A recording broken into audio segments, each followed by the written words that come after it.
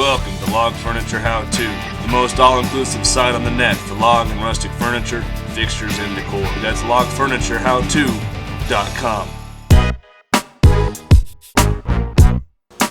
Hey everybody, Scott Shaeffer with Juan Carpentry here. I was just in the middle of shooting a how-to video on how to make tabletops out of 2-inch aspen, and my joiner decided to stop working.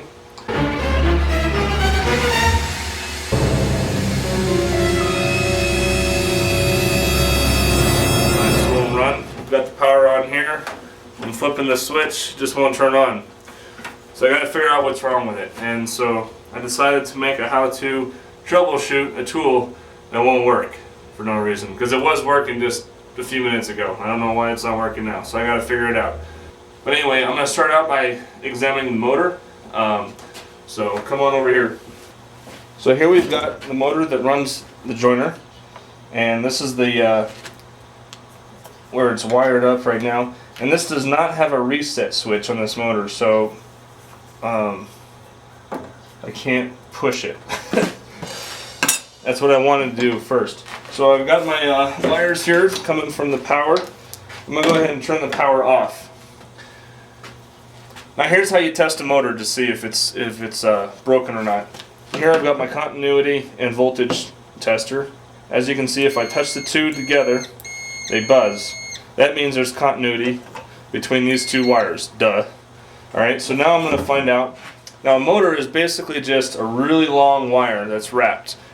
Anyway, so normally you don't want your hot and your neutral to touch at any point in the system.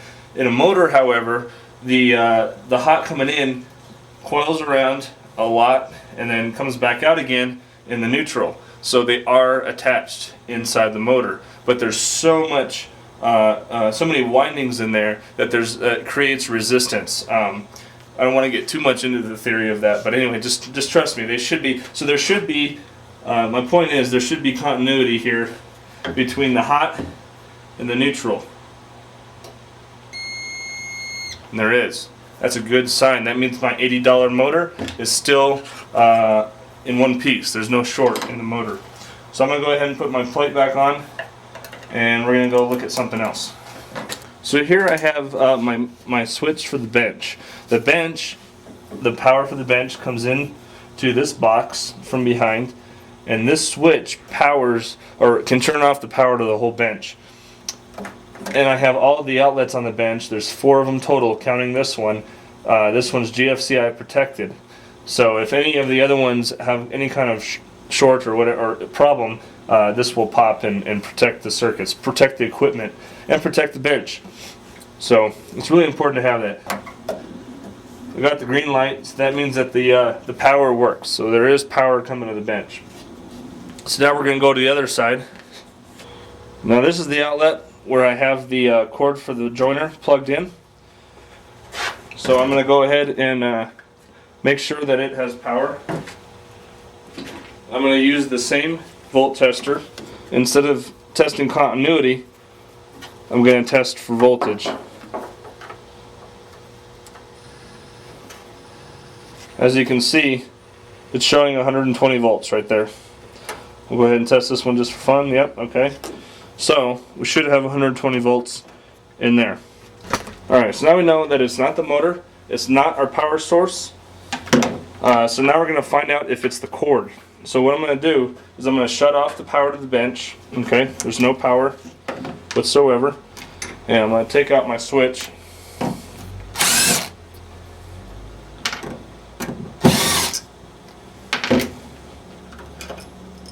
Okay. We have a hot and we have a switch leg. Okay, I don't know which is which, doesn't really matter.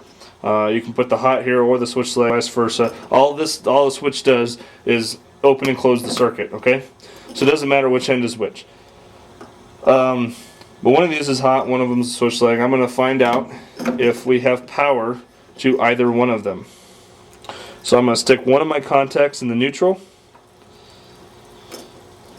I'm going to turn on my power, make sure that nothing metal is touching those contacts. Okay, so that's showing power. That means that this is our hot okay, because it's showing 120 with the switch off.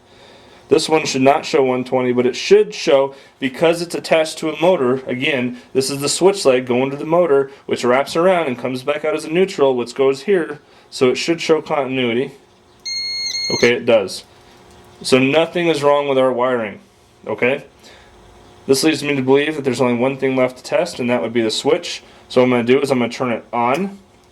And now there should not be continuity here. There should be power. There's still continuity. There's no power. That means my switch is probably bad. One last test I'm going to do just to make sure it's the switch is I'm going to unwire it, turn off my power, undo the screws. In the off position for the switch, there should be no continuity, so there should be no lights here. Okay, that's good. Let me just test my...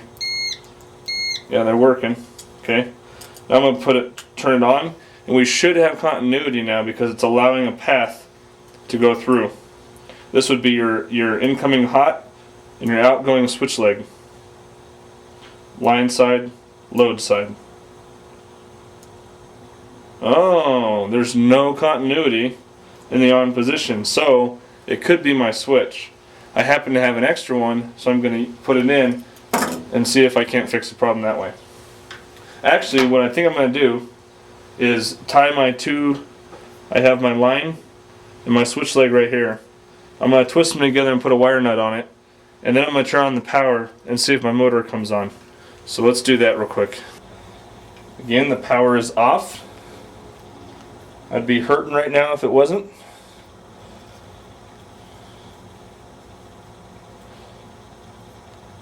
Okay, now I've wired the hot and the switch leg together, which basically turns the switch leg into a continuation of the hot.